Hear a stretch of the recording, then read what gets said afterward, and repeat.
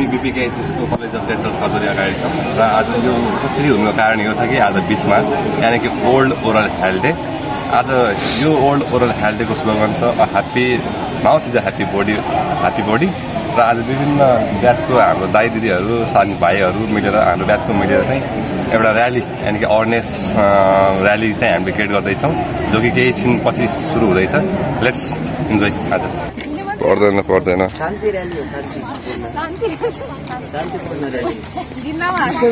लगाइ हाँस्दै होइन है।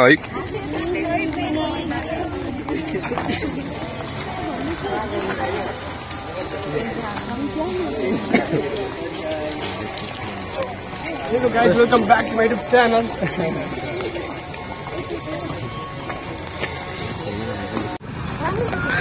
Happy Oral Health Day. आज के डे अरे ओरल हेल्थ डे के छ तिम्रो सन्देश? डे भने नि आज ओरल हेल्थ डे रहेछ है। तिम्रो सन्देश के छ त अनि? दाँत सफा गर्ने है। दाँत सफा गर्नु पर्यो जसरी भयो नि माउथ मेन्टेन गर्नु पर्यो नाइस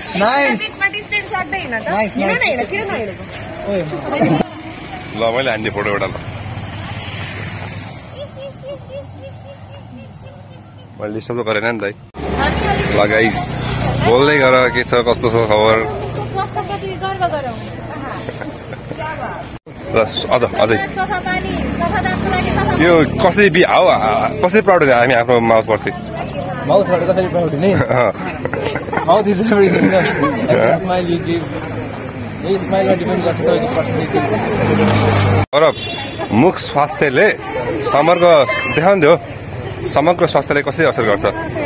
मुख भनेकै हामीले खानेकुराहरू सबै एउटा इन्ट्री साइट हो बडीमा होइन।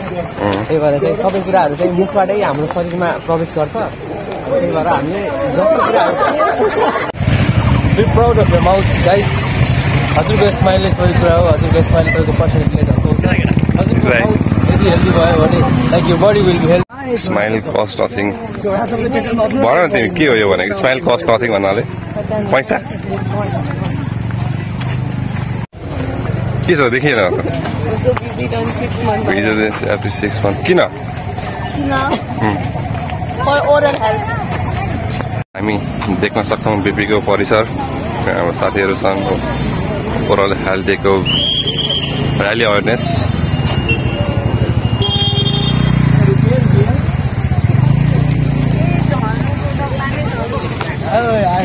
देखिए विजय देखियो। नाइस। पढ त तिमी पढ त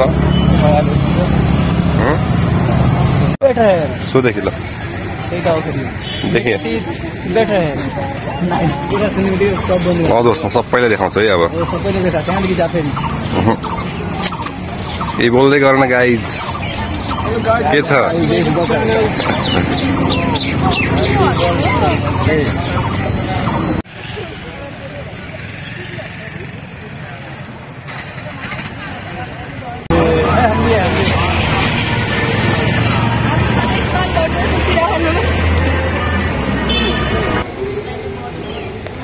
One.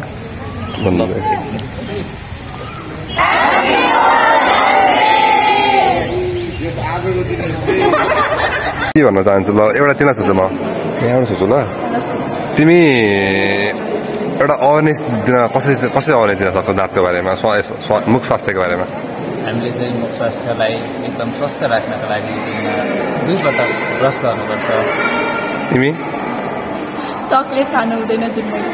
ल एलिना के भन्छौ तिमी मुख स्वास्थ्य कसरी राख्ने? एउटा भइसक्यो ब्रस भइसक्यो चकलेट पनि भइसक्यो जे खाए पनि कुल्ला गर्नु पर्यो। कोकमा खाएर के रे कोकमा खाएर ल तिमी भन दुईजना के भन्ने ब्रस नि भइसक्यो चकलेट नखाने नि भइसक्यो कुल्ला गर्ने नि भइसक्यो। चुरोट गुटखा नखानुहोस् चुरोट नखानुहोस्। तिमीलाई म एउटा क्वेसन सोध्छु ल। अघि अरूलाई पनि सोधेको थिएँ तिमीसँग 2टा किडनी छ होइन अनि तिमी एउटा किडनी पनि त भएको छ नि त। अब तिम्रो लाइफमा यस्तो कन्डिसन आयो कि कि त सबै दाँत निकाल्नु पर्ने होइन भने कि त एउटा किडनी फाल्नु पर्ने। अब तिमी एउटा किडनी राखेर बाँच्छौ कि दाँत फाल्छौ? also being a future dentist, होइन I believe in aesthetics, so म मेरो दाँतलाई चाहिँ कुर्बान गर्न सक्दिनँ। नाइस छैन ब्याकग्राउन्ड राम्रो छ ओरल हेल्थको ल के ओरल हेल्थको बारेमा एउटा मिथ र एउटा फ्याक्ट भन ल एउटा मिथ भनेको के हो भने हामी मान्छेहरूले डाबर दन्तमञ्जन र पतञ्जलीको टुथपेस्ट आर द बेस्ट भन्ने एउटा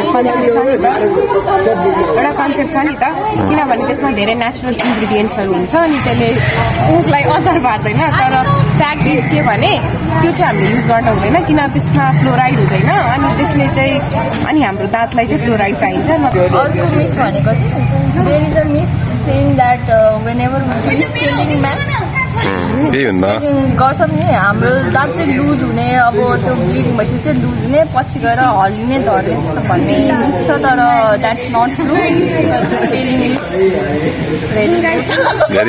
very important for our teeth because त्यसले चाहिँ हाम्रो सबै प्लेट्सहरू निकाल्छ so do scaling and thank you always go to dentist.